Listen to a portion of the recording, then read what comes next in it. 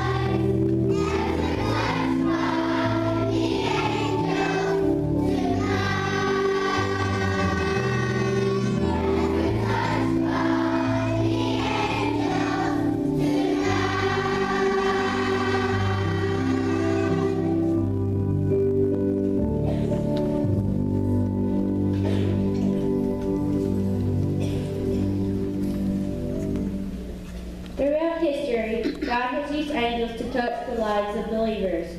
They have guarded Moses on his exodus from Egypt to the Promised Land, delivered Daniel from the mouths of lions, surrounded Elijah's camp to defend him, and rolled the stone from Jesus' tomb. They even engineered a jailbreak for Peter.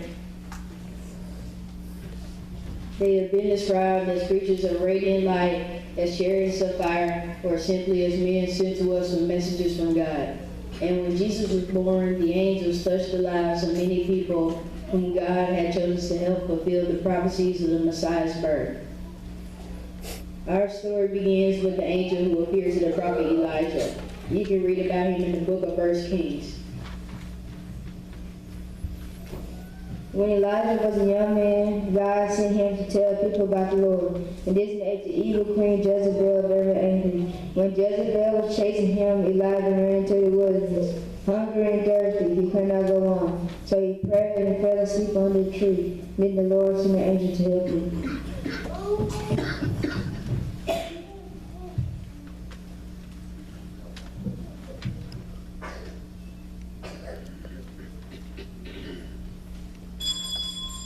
Wake up, Elijah.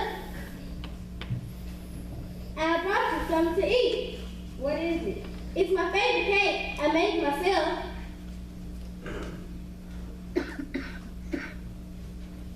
This is heavenly. It's angel food. Here, have some to drink. Thank you. This cake is for the body and soul. That day, an angel touched Elijah's life. The angel he had eaten lasted 40 days and 40 nights and helped him finish his journey.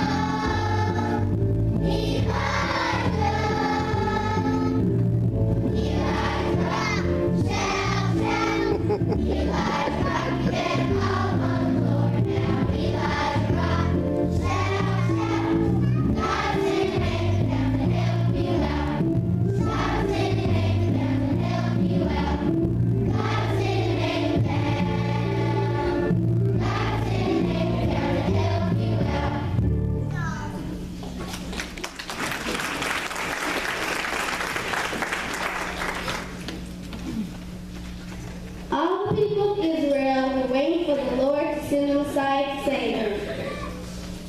In the book of Malachi, God promised he would send another prophet like Elijah to prepare their hearts for the Messiah.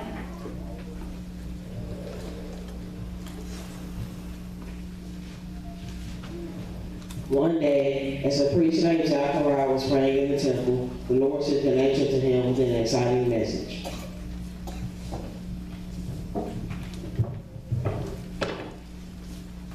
Zechariah, the Lord has heard your prayers. Your wife Elizabeth will have a son. His name will be John, and he will be a preacher in the spirit and the power of Elijah. He will prepare the way for the Messiah. But that is impossible. My wife and I are much too old to have a baby. As a sign from God, you will not be able to speak until the day that your baby is born.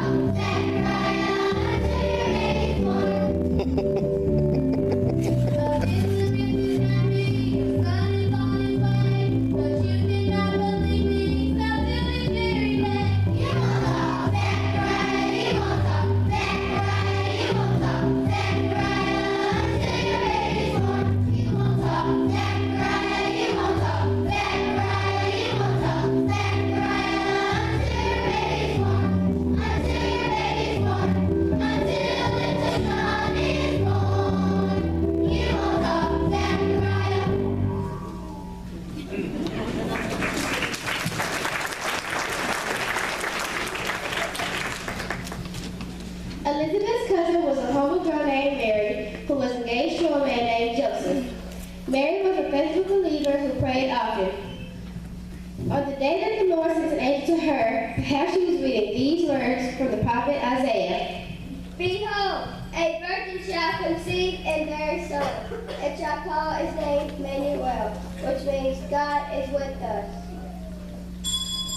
Mary, the Lord is with you and has blessed you. Who, me? Don't be afraid. You will give birth to a son and call him Jesus. How can this be? The Lord will work a miracle, and your child will be the Holy Son of God. Lord, behold, I am your humble servant. Let it be as the angel has said.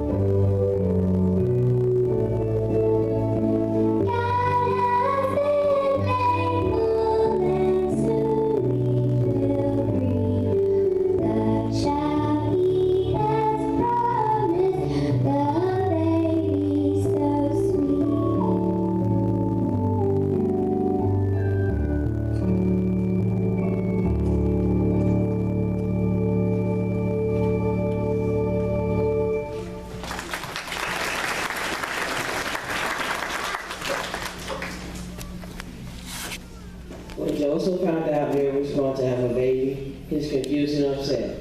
So he prayed to the Lord. The Lord sent an angel to him in a dream. You can read about Joseph in the Gospel of Matthew.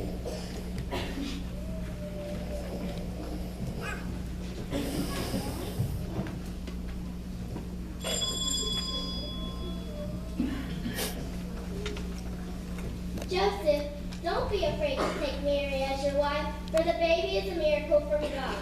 You should name him Jesus. He will save people from their sins. Lord, I will do as you have asked.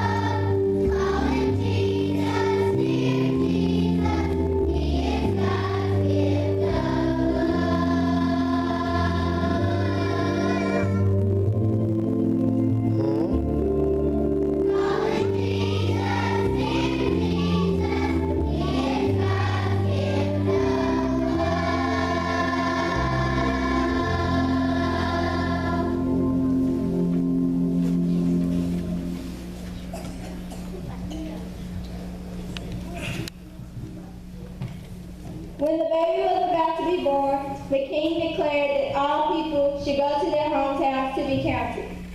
You can read this story in the Gospel of Luke. When Mary and Joseph arrived in Bethlehem, there was no room for them anywhere, except for in a barnyard stable. So in that humble place, Mary gave birth to the baby Jesus and wrapped him in warm clothes and laid him in the manger. Just outside of town, shepherds were watching their flock, when suddenly the sky was full of angels telling them the good news. Don't be afraid. I bring good news to all people. Today in Bethlehem, Jesus the Messiah is born. You will find him there, wrapped in warm clothes, lying in a manger. Come on, let's go see Jesus.